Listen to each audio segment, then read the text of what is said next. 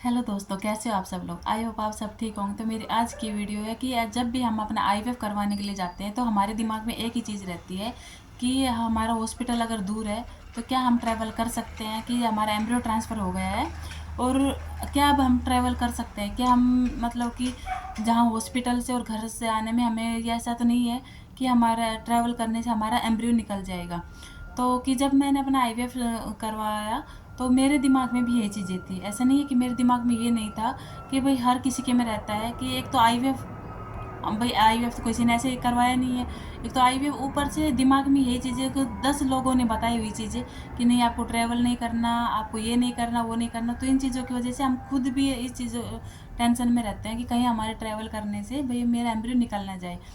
तो जब मैं वही बता रही कि आपने जब मैंने अपना आईवीएफ करवाया तो मेरा आईवीएफ सेंटर बेसमेंट में था और मुझे फर्स्ट फ्लोर तक जाना था। तो उस टाइम उनके उसमें लाइट नहीं आ रखी थी और मेरे को सीढ़ी से जाना पड़ा। तो वो भी चल कर गई मैं। और उसके बाद ट्रैवल करके ही गाड़ी में बैठ कर के रास्ते में गड्ढे भी आए, ब्रेकर भी आए, सब चीज़ें आती हैं। ऐसा नहीं है कि भी कुछ चीज़ें नहीं आती हैं, सब चीज़ें आती हैं। सबको वो कर करके अपने घर पहुंच करके उस टाइम भी फिर मैं सीढ़ी चढ़ के अपने रूम में गई।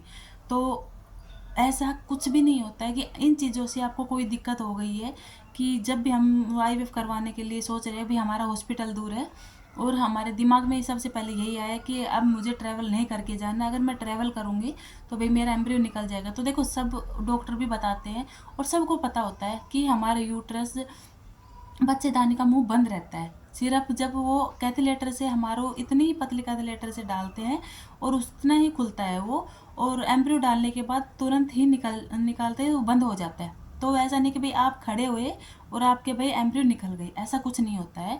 दूसरी चीज़ कि वो हमारा देखो, जब हमने नेचुरल कंसीव किया तो क्या हमें फर्स्ट मंथ में पता होता है कि हम नेचुरल कंसीव करने वाले, कि हम प्रेग्नेंट होने वाले हैं।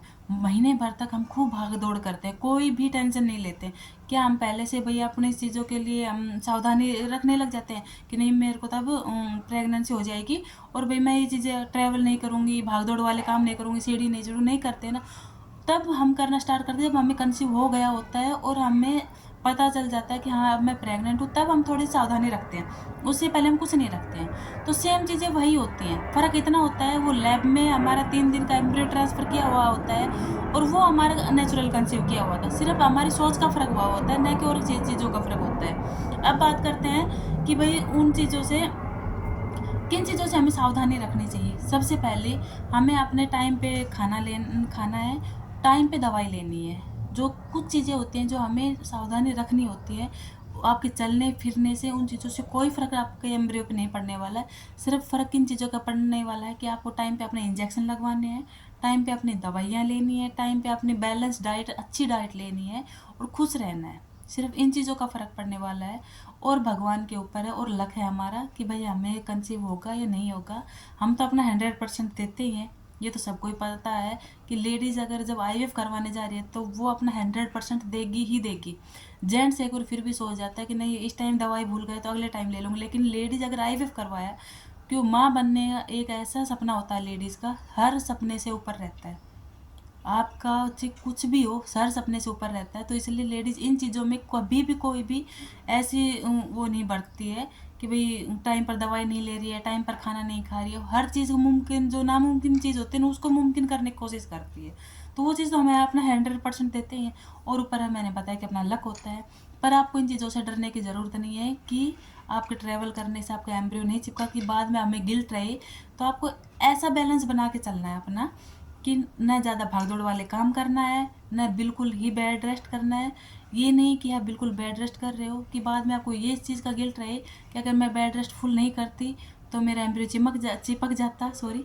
और अगर मैं ज़्यादा भागदौड़ वाले काम नहीं करती तो मेरा एम्ब्रियो चिपक जाता।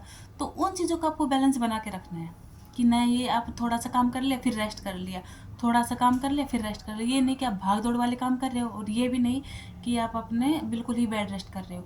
भारी भरकम चीज़ों को नहीं उठाना है। इन चीज़ों का तो डॉक्टर भी पहले हमें बता देता है कि आपको भारी भरकम चीज़ें नहीं उठानी है। तो मेरी आज की वीडियो यहीं पर ख़त्म होती है। अगर आपको मेरी वीडियो अच्छी लगी हो तो प्लीज़ शेयर, सब्सक्राइब, लाइक ज़रूर करना। धन्यवाद।